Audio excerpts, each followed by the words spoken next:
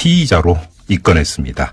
이건희 이재용 부자의 서울 용산구 한남동 자택 인테리어 공사 비리 의혹을 수사하는 과정에서 여러 개의 차명 계좌를 포착해 수사해온 결과인데요. 자, 이 문제 지금부터 자세히 짚어보도록 하겠습니다. 같은 문제로 일전에 저희가 인터뷰를 했던 분인데요. 더불어민주당의 이건희 차명계좌 TF 위원인 박용진 의원 연결합니다. 여보세요. 예, 안녕하세요. 박용진입니다. 네, 안녕하세요, 의원님. 지난 1월에 저희가 이 문제로 의원님 모시고 인터뷰를 한 적이 있었는데요. 결국은 예, 경찰의 결론도 같은 거죠? 그렇게 정리하면 되는 거죠? 예, 그렇습니다. 그런데 이번에 경찰이 이제 밝혀낸 것은 네. 그 출발이 2008년 특검 수사에서 확인된 것들이 아니고 네. 그때 확인되지 않았거나 혹은 그 이후에 조성된 그 자금과 관련된 사안이거든요. 그렇죠. 그래서 이것이 같은 결인지 다른 결인지는 본격적으로 검찰 수사를 통해서 해봐야 되고요. 네네. 또 제가 지난 2월 6일 그저께죠. 그때 그 이낙연 총리한테 네. 2008년 그 특검에 대한 수사 및 이건희 차명 계좌에 대한 전면 재수사가 불가피하지 않냐 그랬더니 이낙연 총리도 불가피하다 이렇게 확인을 했거든요. 예예. 그래서 아마 전면적인 수사를 해야 하지 않겠나 하는 생각이 듭니다. 자, 그러면 우리 애청자 여러분께서 다시 한번 좀 정리를 해 주십시오. 이건희 회장 차명 계좌 문제 그 개요를 다시 한번 좀 설명해 주시겠습니까, 의원님? 예, 최대한 제가 간단하게 말씀드릴게요. 네. 2008년도 김용철 변호사가 삼성에서 근무를 하다가 네. 그 본인이 알고 있던 사실을 이제 폭로를 합니다. 그렇죠. 그래서 특검이 그 약 10조 정도의 금액이다라고 김용철 변호사는 그 내부 고발을 했고요. 네. 근데 이제 그것과 관련해서 특검이 구성이 돼서 확인을 한 결과 네. 1199개의 계좌에 486명의 예. 명의로 예. 무려 4조 5천억 원 규모의 이제 돈이 차명으로 숨겨져 있었다라고 하는 것이 확인이 됩니다. 네. 요 돈이 이른바 2008년 삼성 특검에 의해서 확인됐다고 볼 수 있는 돈이고요. 네. 그리고 이번에 확인된 약 4천억 원 규모의 260개 계좌에 네. 대해서는 삼성은 굳고 이 돈이 그 돈이다. 이렇게 주장을 하고 있는데 네. 제가 볼 때 그렇지가 않은 여러 정황들이 있어요. 그래서 네. 저는 이 부분에 대해서는 별도로 금융위원회나 금융감독원, 부채청 등을 통해서 자료를 확보해서 분석을 좀 해볼 생각입니다. 네네. 그래서 이 두 개가 다른 이제 돈이 있고요.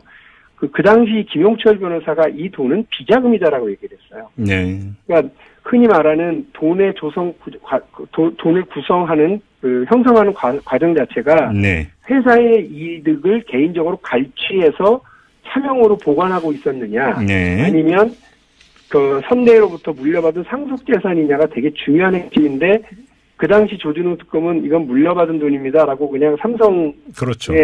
주장을 그냥 일방적으로 손들어 줘버리고 끝났거든요. 네네. 근데 이번에도 상속재산이라고 주장을 한다는 거예요. 도대체 그 이병철 회장이 87년에 돌아가셨는데 30년째 상속을 하고 있으면 이게 지금 말이 되겠습니까? 자, 그럼 정리를 하면 김용철 네. 변호사가 내부 고발했던 규모는 10조인데 2008년 조준욱 특검과 이번 경찰이 밝혀낸 걸 합해도 절반밖에 안 되니까. 네. 그러니까 나머지 5조 원의 그 숨겨진 차명 계좌가 더 있을 가능성을 지금 제기를 하시는 거고요. 첫 번째는. 그렇습니다. 두 번째는 이것이 그러면 상속 재산이냐 아니면 다른 조성 경위가 있느냐 이것도 좀 이제 체크해드리는 포인트라고 말씀을 하셨는데. 그렇습니다. 경찰이 지금 오늘 입건을 하면서 조세 포탈 혐의 말고 횡령 혐의가 있다고 밝혔는데. 네. 바로 이게 지금 그 포인트인 것 같거든요. 이걸 어떻게 봐야 되는 겁니까? 조금 다른데요. 이 예. 횡령 부분은 그 임원들에게 이제 적용을 한 것으로 알고 있어요. 예. 그러니까 회사의 자금으로 인테리어에 썼다 이제 이 얘기입니다. 아, 횡령은 그 인테리어 비용 조달한 예. 것만 갖고 이야기하는 거고요.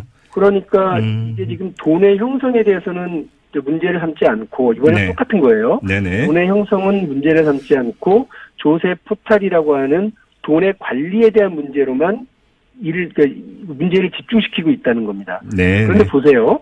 자, 이건희, 이재용 이 두 사람은 대한민국에서 이들의 소득이 어떻게 되는지 누구보다도 투명한 유리할 소득이에요. 네. 믿기지 않으실지 모르겠지만 이들이 소득이 들어오면 이게 다 공시가 됩니다. 그리고 우리나라의 모든 그 금융 기관들에 의해서 확인이 될 수가 있어요. 예, 예. 어떤 거냐면 그 주식에 대한 배당 소득, 그다음에 자기들이 은행에 저금해 놓은 돈들에 대한 이자 소득, 네. 그리고 본인들이 회사에 임직원으로 있기 때문에 그에 따른 월급 소득, 이 세 가지 소득밖에 없는 겁니다. 예, 예. 이 세 가지 소득은 다 파악이 되죠. 그런데 이 세 가지 소득을 가지고 그 주식을 사거나 이런 게 아니라면 그건 뭘까? 이게 궁금한 거죠. 이번에 경찰이 밝힌 거를 보면 이번에 밝혀진 4천억 원 규모의 이 돈이 대부분 증권 계좌였다는 거예요. 예, 예. 그러면 증권을 샀을 때 그 돈이 어디서 나왔는지를 당연히 묻고 확인하고 따져야 되거든요. 그렇죠. 근데 그거는 확인하지 않고 그거는 따지지 않은 채로 세금만 내지 않으셨네요 라고 확인을 했어요. 네. 근데 주식 배당, 현금 이자, 그다음에 월급 말고 어디서 돈이 나서 이 주식을 사서 모았을까요? 그러니까 지금 이거를 밝혀야죠. 의원님이 제기하시는 문제는 또 다른 횡령 의혹이 있다 이거잖아요. 정리를 하면. 결국은 이건 그렇다면 삼성그룹 각 회사에서 예, 예. 형성한 비자금일 가능성이 많고 그것은 그 회사의 이득을 발취한 행위이고 네. 우리 그 상법에서 가장 엄하게 다루는 횡령 배임인 거죠. 그래요. 그러니까 이 부분에 횡령 배임을 해야 되는데 저기 인테리어에 저기 회사 돈을 갖다 썼다 이런 식으로 가서는 안 돼요. 그러니까 저는 수사가 참 알겠습니다. 봐주기 수사한 건 아니고 이게 예. 좀 뭔가 하는 안타까움이 있습니다. 아무튼 이제 검찰로 넘어갔으니까 이제 검찰에서 그러니까 다시 수사를 하게 될 텐데 이제 그 체크 포인트를 좀 짚어주신 것으로 이렇게 좀 가름을 하도록 하겠고요. 자, 며칠 전에 이재용 부회장이 집행유예로 풀려나지 않았습니까? 예. 이 편법 승계 문제가 다시 이야기가 안 될 수가 없는데. 네. 자, 혹시 이 차명 계좌 문제, 오늘 경찰이 이제 그 이건희 회장을 입건을 했던 차명 계좌 문제하고 연결이 되는 지점이 있습니까? 첫 번째로는 이 조성 과정에서는 이재용 부회장은 아무 관여가 없었다고 하는 걸 확인했다는 건지 모르겠어요. 예. 그러니까는 이 부분과 관련해서 조성 과정에 대한 책임을 묻지를 않으니까 이재용 부회장은 빠지고, 네. 살아 계신지 아닌지를 직접 확인한 것도 아니고, 의사에게 물어서 확인했다고 하는 이 수사 기법도 저는 잘 난해해서 이해가 안 되고요. 네. 여튼 기소중지로 분류될 수밖에 없는 사람에게 모든 혐의를 다 씌우고 그걸로 그냥 사실은 기소 의견으로 보냈다고 한다면, 네네. 하나만한 수사 결과가 되죠. 그래서 약간은 이게 대단히 지금 허점이 많은 수사라고 보고요. 예. 그 다음에 이 증권 계좌라고 하는 건 뭐냐면 이 주식을 계속 매집했다는 거 아니겠습니까? 예. 그러면 이 주식이라는 건 누군가의 지배력을 높이기 위해서 하는 거거든요. 예. 그러니까 이 부분은 이건희 혹은 이재용 이 두 사람의 회사에 대한 장악력을 높이기 위해서 이 비자금 혹은 횡령, 예. 혹은 상속 자산이라고 주장하는 예. 그 부분을 가지고 이걸 했다고 하는 거니까 상당히 중요한 포인트로 볼 수가 있고요. 예. 이번에 밝혀진 것만 4천억 원인지 또 어떻게 숨겨져 있는지 그건지 모르고 있다는 거잖아요. 그렇죠. 그래서 제가 이재용 부회장이 이제 석방됐을 때 오너가 돌아왔다. 네. 오너 리스크도 함께 돌아왔다. 이렇게 표현을 한 거예요. 앞으로 계속해서 회사에게 엄청난 부담을 주고 네. 앞으로 회사의 이윤을 계속해서 이렇게 그 총수 일가를 위해서 네. 횡령하거나 혹은 이렇게 배임 횡령을 통해서 자기들 개인을 위해서 쓸 수 있는 여지를 열어놓는 그런 오너 리스크가 있다고 한다면 네.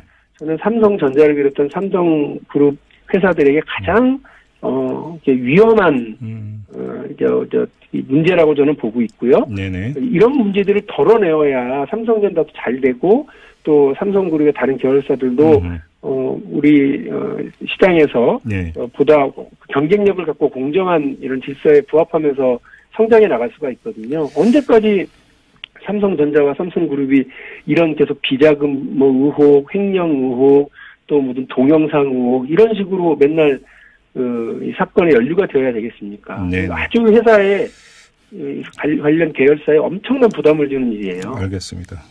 뭐 이야기 나온 김에 의원님께서 얼마 전에 책을 하나 펴내셨어요. 재벌은 어떻게 우리를 배신하는가. 책 제목이 이렇게 되어 있는데 뭐 제목도 이렇고 또 지금 이재용 부회장에 대한 집행유예 판결을 둘러싼 국민적 반발도 너무 거세기 때문에 뭐 연결이 되는 지점이 있을 것 같은데요. 결국은 이 재벌의 문제와 이번 집행유예 판결과의 상관성 의원님은 어떻게 진단을 하세요? 재벌은 2006년도에 노무현 대통령이 한탄처럼 얘기했던 이제 권력은 시장으로 넘어갔다. 네. 라고 하는 것에서 핵심에 있는 존재입니다. 네. 근데 이번 판결을 보면 모든 덤태기는 이제 최고의 권력자로 있었던 박근혜 전 대통령이 다 뒤집어 쓰고, 네. 이재용 부회장은 그냥 그 불량배한테 삥 뜯긴 약간 모자란 학생 역할을 해버린 거 아니겠어요? 네. 그러니까 본인이 피해자다 지금 이런 코스프레를 하고 있는 상황입니다. 그런데 오히려 저는 그 장충기 회장의 문자에서 확인된 것처럼 재벌은 우리 정치, 법원, 그다음에 사회, 경제, 문화, 심지어 언론까지 모두 장악하고 있다라고 하는 걸 이제 보여주고 있는데 네. 살아있는 최고 권력은 어찌 보면 정치 권력이 아니라 경제 권력일 수 있고 재벌 권력일 수 있다는 겁니다. 예. 그런데 이 재벌들이 제대로 된 우리 사회에 기여를 할 수 있도록 그들을 개혁하고 제대로 견인해내고 규제해내지 못하면 우리 경제의 거의 80, 90%를 차지하고 있는 이 재벌이 우리 경제 전체에 엄청난 부담으로 이제 다가설 수밖에 없을 거고요. 네. 그래서 재벌을 잘 개혁하자고 하는 건 재벌을 해체하거나 타도하자는 것과 전혀 다른 문제이고 자본주의 시장 경제의 가장 핵심 장점인 공정성과 효율성 이것을 가지고서 경쟁력을 강화해 나갈 수 있는 거니까요. 네. 재벌 개혁은 지금 맞닥뜨려 있는 이 오너 리스크들을 어떻게 극복해 나갈 수 있느냐에 가장 맞닥뜨리는 문제라고 생각을 합니다. 아니 근데 지금 왜 질문을 드리냐면 그 집행유예 판결의 취지를 보면은 이재용 부회장, 삼성은 네. 피해자라는 거 아닙니까? 박근혜 네. 당시 대통령의 강압에 의해서 못 이겨서 뇌물을 갖다 준 거의 피해자식으로 뭔가 판단을 했길래 네. 만약에 법원은 이런 식으로 판단을 한다면 지금 의원님이 강조하고 있는 재벌 개혁과는 정반대 방향으로 분위기가 잡혀갈 수도 있지 않을까 해서 질문을 드린 겁니다. 아주 그런 의미에서 아주 위험한 판결이었다라고 저는 보고요. 만일에 이렇게 되면 재벌 총수들이 앞으로 어떤 일탈 행위를 하더라도 그저 이렇게 경제 권력에 의해서 정치 권력에 의해서 이렇게 강압으로 한 것처럼만 꾸며지면 다 뭐 쏘쏘 문제 없는 것처럼 돼버리지 않겠습니까? 그러게요. 정말 걱정스러운 상황입니다. 알겠습니다. 자, 의원님 말씀 여기까지 듣도록 하죠. 고맙습니다.